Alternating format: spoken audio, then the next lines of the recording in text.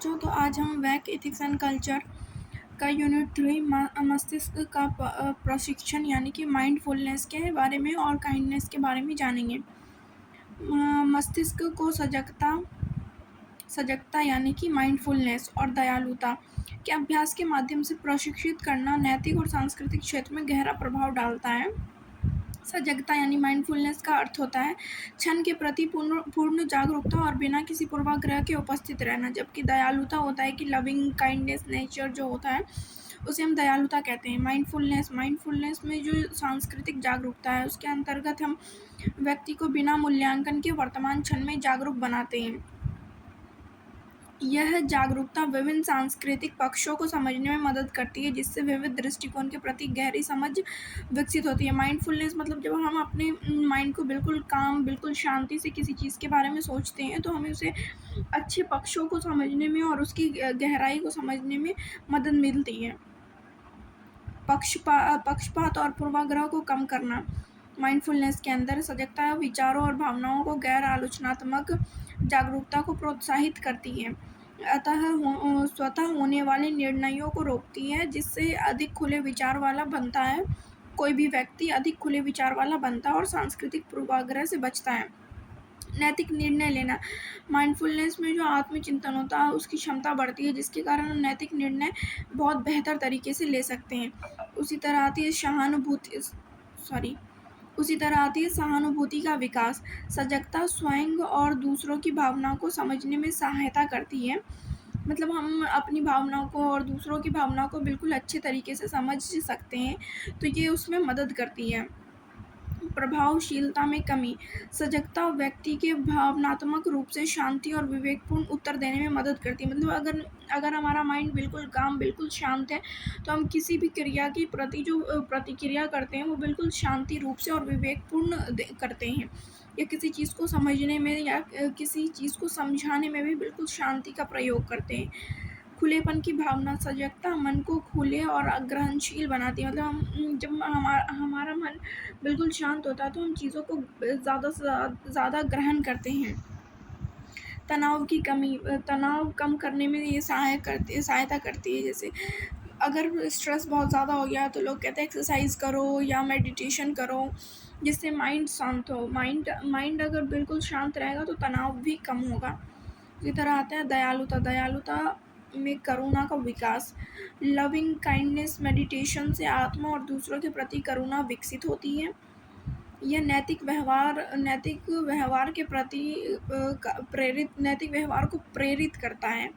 समावेशिता मतलब एक दूसरे की भलाई, सद्भावना पर बल देती है।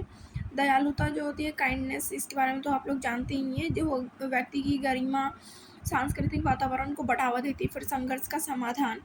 दयालुता व्यक्ति को अधिक सहानुभूतिपूर्ण तरीके से विवादों को सुलझाने में मदद करती है। मतलब हम किसी भी विवाद को आराम से सजग रूप से सुलझा सकते हैं, इसमें मदद करती है। सांस्कृतिक संवेदनशीलता में दयालुता हर व्यक्ति के अंतर्निहित मूल्यों को पहचानती है। सकारात्मक संबंध जो है, दयालुता व्यक्ति व्यवहार, आपसी विश्वास और समझ को बनाती है। सांस्कृतिक विविधता वाले वातावरण में यह सहयोग और सद्भाव की नींव रखती है। नैतिक नेतृत्व नैतिक नेता दयालुता और करुणा प्रदर्शित करते। नैतिकता के बारे में मैं फर्स्ट यूनिट में बता चुकी हूँ, तो आप वो देख लेना, फिर आपको नैतिकता समझ आ जाएगी और उसी के साथ दयालुता को और करुणा को रिलेट करना है।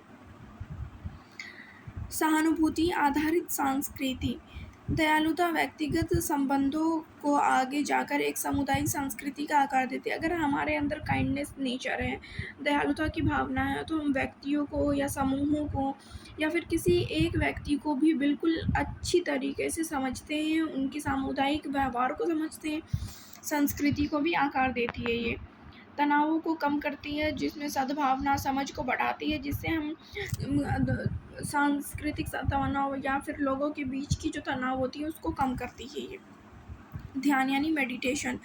ध्यान नैतिकता और संस्कृति में एक महत्वपूर्ण भूमिका निभाती है। यह व्यक्तिगत कल्याण, नैतिक निर्णय लेने और विधिक सांस्कृतिक संदर्भों में सकारात्मक संवाद को बढ़ावा देती है। मेडिटेशन मतलब हम अपने आप को बिल्कुल काम करने के लिए जो ध्यान करते हैं वही मेडिटेशन कहलाता है।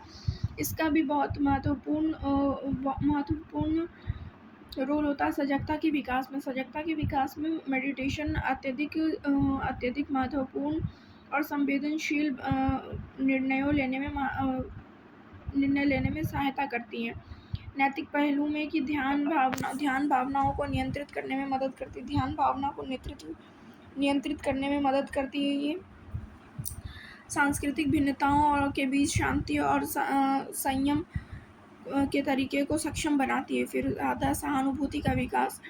हम एक दूसरे के प्रति सहानुभूति की भावना रखेंगे तो हमें ये बहुत महत्वपूर्ण ढंग से चीज़ों को समझने में मदद करती है। पक्षपात और पूर्वाग्रह। नैतिक पहलू, इससे पहले नैतिक पहलू के बारे में हम जान ही चुके हैं। जो तनाव में कमी, मेडिटेशन भी सेम वही है माइंडफुलनेस की तरह कि दिमाग शांत रहेगा तो हम तनाव से दूर रहेंगे। आंतरिक शांति का विकास। जब हम मेडिटेशन करते हैं, अपने आसपास का वातावरण शांत बनाते हैं तो हम चीज़ों को बिल्कुल संतुलित करने में हमें मदद मिलती है। सांस्कृतिक प्रभाव। व्यक्ति सांस्कृतिक जटिलताओं में शांतिचित होकर व्यवहार करने की क्षमता देती है। सजग निर्णय लेना माइंडफुलनेस विचारशीलता और नैतिक निर्णयों की प्रक्रिया को समर्थन देता है। लचीलापन मतलब हमारी मानसिकताओं में लचीलापन आवश्यक है। करुणा का पोषण। जो हमारे अंदर नैतिक ध्यान केंद्र या लविंग काइंडनेस जो नेचर होती है उसमें नैतिक व्यवहार का आधार भी होना चाहिए। सांस्कृतिक संबंध के दूसरों के साथ हमें अच्छे संबंध आवश्यक बनाने चाहिए ताकि हम दूसरों की चीज़ों को समझ सकें और कोई और इंसान भी हमारी चीज़ों को समझ सके। नैतिक नेतृत्व को बढ़ावा देना। नैतिक नेता सजगता, सहानुभूति और करुणा जैसे गुणों से युक्त होता है। ध्यान इन गुणों को विकसित कर बहुसांस्कृतिक वातावरण में नैतिक नेतृत्व को सशक्त बनाता है। सांस्कृतिक सराहना। ओवरऑल इसमें वही सांस्कृतिक सराहना मतलब कि विविधता को पहचान, उसके मूल्यों को समझना और शामिल होना उस चीज़ों में। सांस्कृतिक तनाव को कम करना। सांस्कृतिक तनावों को कम करना सकारात्मक सांस्कृतिक निर्माण में सहायक होता है। फिर अपनी रुचि और जीवन ध्येय की खोज मतलब हमें अपनी सांस्कृतिक और नैतिकता के क्षेत्र पर अपनी उन रुचियों को खोजना चाहिए जो हमें आत्मचिंतन करने के लिए, सामंजस्य की प्रक्रिया से बाहर निकालने के लिए इन सभी चीज़ों को ये स्पष्ट रूप से जागरूक करता हूँ। आत्मचिंतन मतलब सेल्फ रिफ्लेक्शन। अपने मूलभूत मूल्यों और सिद्धांतों पर विचार करें। सोचें कि नैतिक रूप से आपके लिए सबसे महत्वपूर्ण क्या है और फिर उस कार्य को पाने में या उस कार्य को करने में आप जुड़ जाइए। नैतिकता और संस्कृति के कौन से पक्ष आपको वास्तव में प्रेरित करते हैं, उन चीज़ों के एक पहलुओं के बारे में ध्यान करिए और फिर उन चीज़ों पर अपने आप को और बेहतर बनाने की कोशिश करिए। अपनी क्षमताओं और योग्यताओं का आकलन करें, उस आधार पर कार्य करें।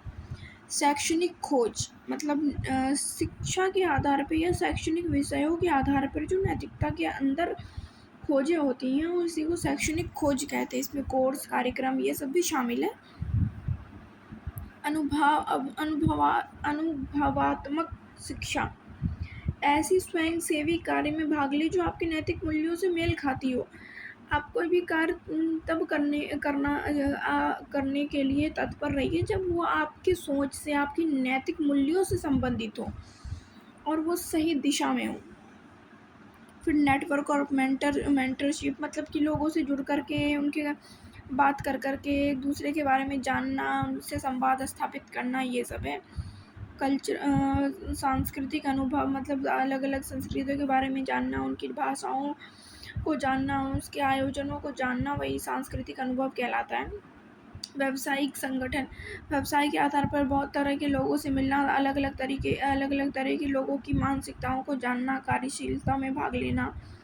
निरंतर ध्यान मतलब नैतिक सांस्कृतिक अध्ययन में नवीन रुझानों से अपडेट रहें। वेबिनार, पाठ्यक्रमों और चर्चाओं के माध्यम से ज्ञान पर तत्पर रहें। सहयोगी परियोजनाएं।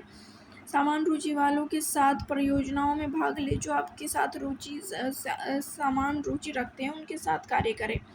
प्रभावों पर विचार करें। अपनी नैतिकता संस्कृति के आधार पर कौन सा सकारात्मक है और कौन सा नकारात्मक है, फिर प्रतिक्रिया भी लें।